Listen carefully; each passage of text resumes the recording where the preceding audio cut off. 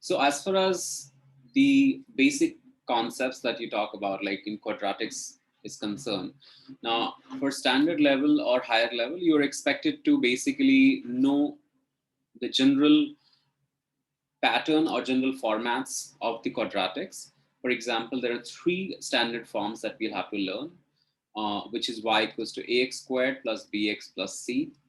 And the second form that we have is something called as the perfect squared form, which is y equals to a x minus h the whole squared plus k. And the third form is called as the factored form, so which is x minus p, x minus q. So these are the three different forms which we aim to complete in this lesson.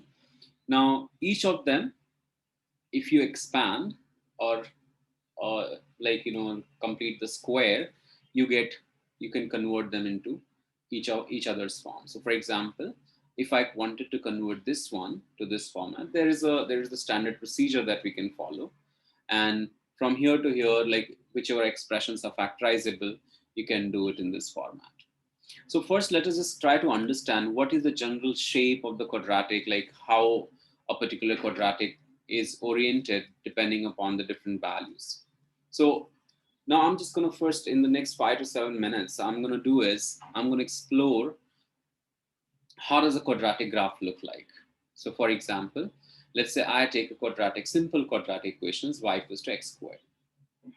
Now, when you look at y equals to x squared graph, y equals to x squared graph is a simple parabolic graph and it opens upwards. So when I take like y equals to negative x squared graph, it'll be another parabolic curve, but it'll be opening downwards. Now, what is really interesting is that if you observe by investigation, when you see that the value of a, if it is positive, the parabolic shape open upwards, and if a is negative, the graph open downwards. So that's something which is we got to remember. So you can say that this is when a is positive, it's a happy face graph. If a is negative, it is going to be a sad face graph. So this is just first basic information about the general shape of the graph. So a quadratic has the general shape as a parabola, and it's one of the conic graphs. It is special name given is conic graph. And here the effect of A is that when A is positive, the graph open upwards. And when A is negative, the graph open downwards. Now, what are the other characteristics of a quadratic equation? So now when you look at simple quadratic, now let us say I have sketched a quadratic graph. Now some of the critical values that we need to understand. This is referred as your y-intercept. This is y-intercept. This is referred as your x-intercept, or these are also referred as roots. This is root 1 and this is called as root 2, also referred as sometimes zeros. These are also sometimes referred as zeros. This particular point where we see here is having a minimum, or in other case, if it is opening upside down, it will be having a maximum. It will be referred as something called as vertex. Now, vertex is right in the center here, and this is your x coordinate of vertex, and this is called as y coordinate of vertex. Now, next up is something called as line of symmetry. Now, line of symmetry is a line that divides the quadratic into two different parts. Like here, for example, this is the line of symmetry. I don't know what is the equation at this stage because I want to explore it in the next part. So I'm currently giving, let's say x equals to, let's say t is a equation for this line of symmetry. So these are the few key terms that we need to remember about a standard quadratic graph. So our next part is, let's say, when you talk about the roots. Now, as we know, the standard quadratic formula when I solve ax squared plus bx plus c equals to 0 is actually like the quadratic formula is negative b square root of b squared minus 4ac over 2a. So what we look at is this particular part, this particular one of the root is actually negative b plus root b squared minus 4ac over 2a. I'm taking the left hand root, so it's negative here. And the other root that you get is actually negative b plus root b squared minus 4ac over 2a. Now, when you look at the actual placement of the line of symmetry, it's in the right in the middle of these two x coordinates. So what I can do is, in order to find out the equation of line of symmetry, uh, take the midpoint of these two. So when I take the midpoint, I get negative b uh, minus root b squared minus 4ac plus over 2a plus negative b plus root b squared minus 4ac over 2a. And if I divide it by 2, so it's like your x1 plus x2 by 2. And since you can see that you have got the this term will get cancelled because the common denominator is 2a. So I can just give one common denominator. At the end, what simplifies is x is negative 2b over 2a and whole thing divided by 2. So this 2 and 2 get cancelled, but what we get is negative b over 2a. Now this becomes one of the critical and important formula for a particular quadratic. So this is nothing but the equation for the line of symmetry, which is negative b over 2a. So x equals to negative b over 2a is called as the line of symmetry. This is a theoretical proof, and let's see how do we apply it to a particular problem. Now, let us say now when I'm doing a particular question, I want to sketch a graph of it. So let's say my question is 2x squared plus let's say 6x or let's say plus 8x plus 5. What I wanted to do is I wanted to find out where is the vertex of this graph. Now, the graph is opening upwards. So the graph is going to be something like happy face graph because the coefficient of x squared is positive. Now the next step is what I'm going to do is I'm going to find out the line of symmetry, which is negative b over 2a, which is negative 8 over 2 times 2, which is negative 2. So the line of symmetry is actually at negative 2. Now, when you want to find out the line of symmetry here, so your graph will be having line of symmetry at x. Let's say this is x equals to negative 2. And if I wanted to find the coordinate of vertex, because you know that the vertex is lying on that line of symmetry, hence the y coordinate is simply can be found out by plugging this x coordinate out here. So when I plug the x coordinate here, so you'll get 2 times negative 2 squared, 8 times negative 2 plus 5. So what you get is, this is 4. 4 times 2 is 8. 8 negative 16 plus 5. So negative 8 plus 5 is negative 3. So the y coordinate of vertex that we got is actually negative 3. So it's, the coordinate is negative 2 comma negative 3. After this, what we have is we have to find out where is the y-intercept. So for y-intercept, where does the graph cut y-axis? You plug x as 0. So when I plug x as 0 here, so I get y is nothing but 5. So when I say y is 5, I can approximately sketch the graph. I'm not finding out the roots. Now for the roots, you ideally will equate y to 0 and then you solve for x. So now let's see approximately how does the graph look like using these coordinates. So negative 2 comma negative 3 is the vertex. It cuts y-axis at 5. So your graph is going to be something like here, a turning point is here, and it will be a happy face graph. So this is the graph for this particular equation. So these are the basic parts that you need to understand once you're doing the general quadratic equation. So the second form that we talk about is, it's called as the, let's say, factored form. Now factored form, we all know, y equals to a, x minus p, x minus q. Anything of the form, this is called as factored form. Now when you actually look at here, the basic understanding is that, for example, I have equation 2x minus 3 and x minus 5. And the basic understanding here is that you are already given the equation in factored form, and so you can find the roots easily. So when I do that, if I equate to 0, because for the roots, you put y as 0. And when I do that, what I get is I get x is 3 and x equals to 5. So actually, when you look at the roots of this equation will be, if I equate them to 0, I get x is p and x is q. So in a factored form, actually what you have is a graph. If it is like this, assume that. So this is going to be p and this is going to be q. So p and q are the roots of the equation. So sometimes when you have been given the roots of equation and you have been given certain other condition, you are supposed to find out of what quadratic that fits into the graph. And in that case, you can use this factored form because you have been given two roots. So let's just try to understand some of the important things. Now, for example, I take the same equation. Let's say here what I have got is 3 and this is 5. So when I look at the graph, it'll be a happy face graph, something like here. This is my simple graph that I've drawn. And obviously to find out y-intercept, you can plug x as 0. So if I plug x as 0, I get 3 times 5 and negative negative become positive, and you get 30 as the coordinate. So 0 comma 30 is the coordinate here. And this coordinate that you get is actually, this is nothing but 4.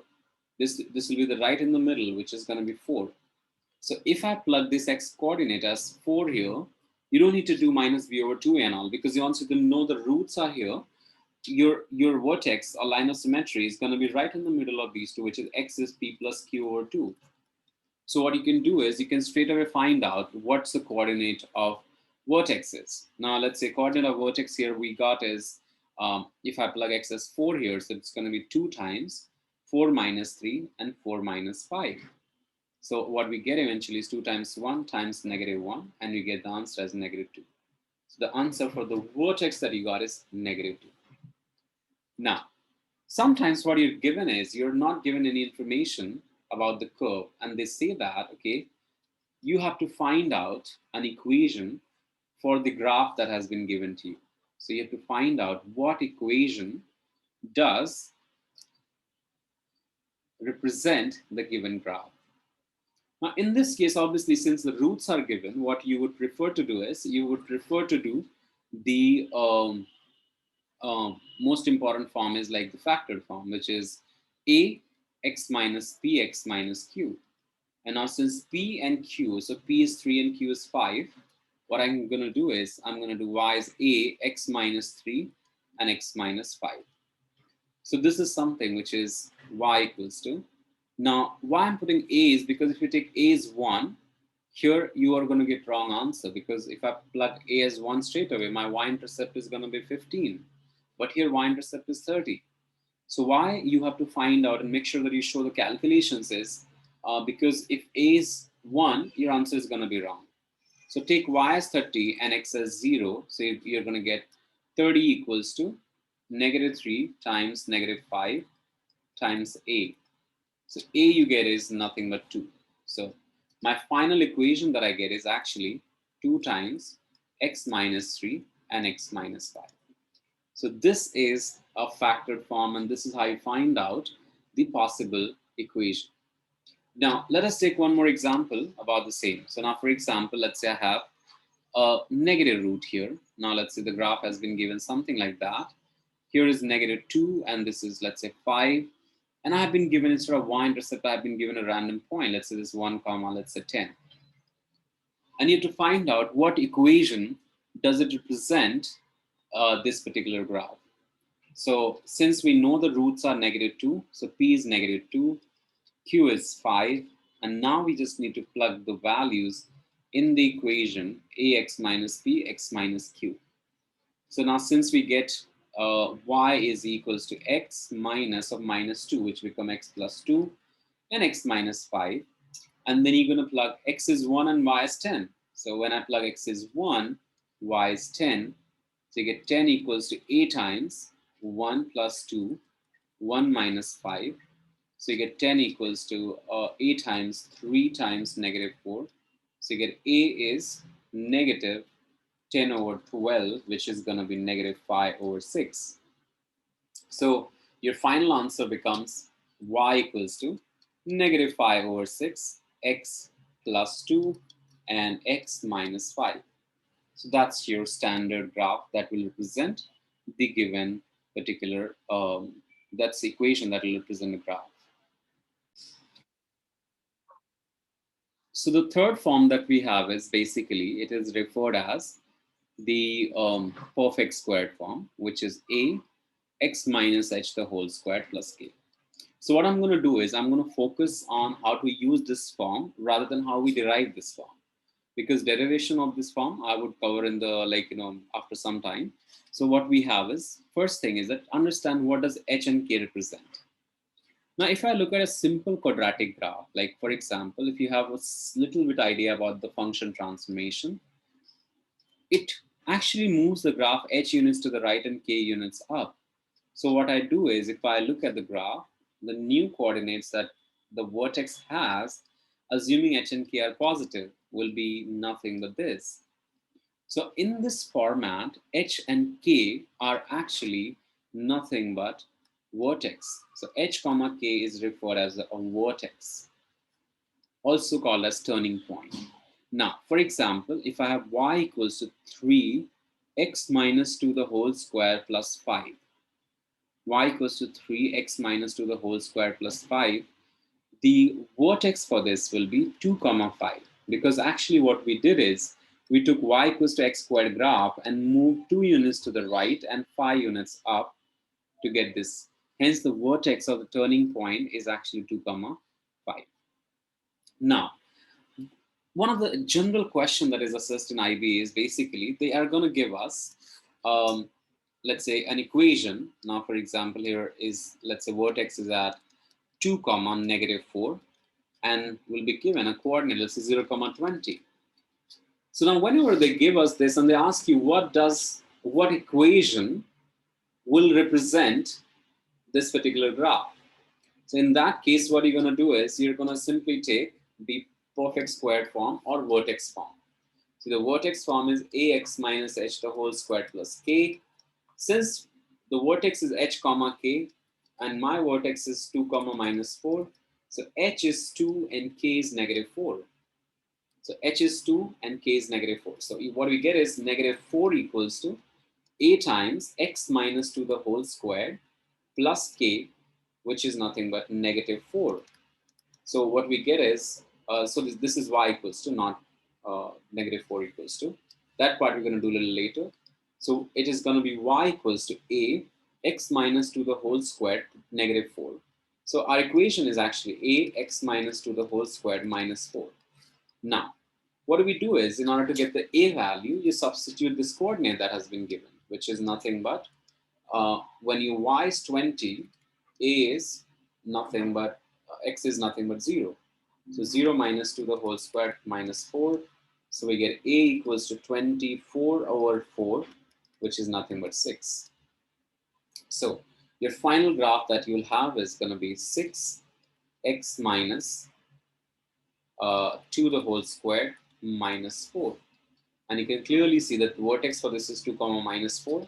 Vertex here is 2 comma minus 4. Just quick cross check, plug x as 0 and see if your y value is 20. So it'll become 6 times 4, which is 24, minus 4, which is 20. So this is how you use the perfect squared form. And now let's see how do we convert the standard quadratic into this perfect squared form. This is going to be the most interesting part of the quadratic.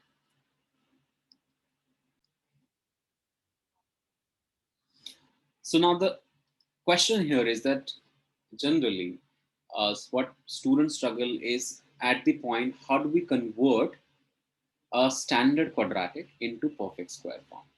So what I'm going to do is I'm going to show two quick techniques by which we can do the perfect square form. Now, one of them which I really like for completing in quick time is using this perfect square form concept itself. So when I look at h comma k is the vertex, and here a is nothing but the coefficient of x squared. So what I do is, let's say when I have to write down the perfect squared for this, let's say 2x squared minus 4x plus 6, and I wanted to write down the perfect squared for this. So what we do is, actually if you look at a value is straight away 2. That's your coefficient of x squared.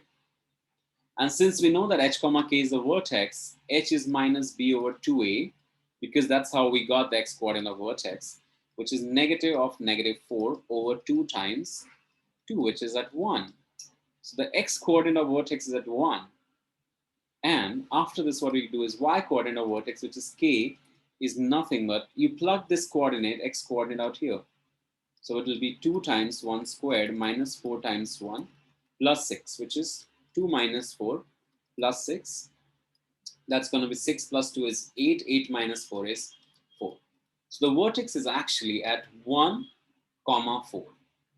Now, when I plug in the values here, so what we get is actually the perfect squared form will be 2 times x minus 1 the whole squared plus 4. So this is like, I feel it, this is like a quicker method to get the perfect squared form. But the highly recommended method will be to actually work out it algebraically, which I'm going to show it now. So how do we algebraically work it out on? So let's say if I have a perfect squared, I mean standard equation, and I want to convert to perfect squared form. Okay, let's say ax minus h the whole squared plus k. So what we do is, number one is make sure the coefficient of x squared is 1. So I'm going to just do is, I'm going to take 2 common and do this, x squared minus 2x and plus 3. Like it's up to you whether you want to take 2 common from the entire equation or just take common from the first 2. Now, what I'm going to do is I'm going to just use the general logic of a minus b or a plus b the whole squared expansion. So if I'm looking here, it is like, it looks like a minus b the whole squared. So it'll be a squared minus 2ab plus b squared. So generally, there is this set algorithm that I'm going to show it after I explain the logic. Look, if I compare A is X, now my 2b value that you see here is actually this 2. So the value of 2b is 2, so that gives me b value is 1. So actually, what I'm going to do is, I'm going to just not do all this stuff that I did just now. I'm going to just divide the coefficient of x by 2 in my mind. And so what do I get is, I get negative 2 divided by 2, which is negative 1. That's my b value. I mean, here you can ignore the sign. So b value is positive 1. Now, since I need b squared to make a perfect square term, I do one thing is I square 1. All these things are in my mind. So what I do is, after taking 2 common, now I'm not doing any of these what I did here. Simple algorithm is, in your mind, just divide the coefficient of x by 2. Whatever the number you get, so divide the coefficient of x by 2, square this number, add and subtract. These are the steps. Divide this number by 2, which is nothing but 1, square it and add it up and subtract. So 2 times x squared minus 2x, add 1 and subtract 1 in order to make the equation neutral, and plus 3. And surprisingly, what you notice is that this part that you get is actually the perfect squared term, which is 2 times x minus 1 the whole squared. And then you can simplify the rest of the 2 terms. Negative 1 plus 3 is positive 2. So what we get is the factored form, I mean the perfect squared form finally will be 2x minus 1 the whole squared. And because this 2 belongs to this as well, so it'll be 4. So that's your perfect squared form, which is similar to this one. So while you're writing the perfect squared form, the precaution that we need to take, I'm just going to take a couple of more examples for perfect squared form. But the precaution that you take is, generally make sure to hit that, don't write anything what you did here actually on the paper. I mean this part with what dividing coefficient of x by 2, squaring, adding and subtracting. Once you add and subtract, that part comes here. But generally things are done in my mind. Now, let us say what we have is, let's say if I've got like 4x squared minus, let's say 20x and plus 3. And I wanted to write down this in perfect squared form. So what I'm going to do is, I'm going to first take 4 common. Okay, so what I do is x squared minus 5x plus 3 over 4. Now it's up to you whether you want to take 3 inside or not. It'll be interesting to actually keep outside and just see how we do this. So I'm just taking 4 common from the first 2. So plus 3 as it is. Don't touch that. Now, steps, coefficient of x divided by 2, square, add, subtract. So 4 x squared minus 5x. See, I'm not dividing by 2 here because sometimes as a student, you make mistake here is that divide by 2. So x squared minus 5x. Coefficient of x is 5 in my mind. Divide by 2 is 5 by 2. And if I square that and add and subtract, it will be 5 by 2, if I square it, it will be 25 by 4 minus 25 by 4 and plus 3 outside as it is. What I do plus minus is just to make sure the equation is neutral.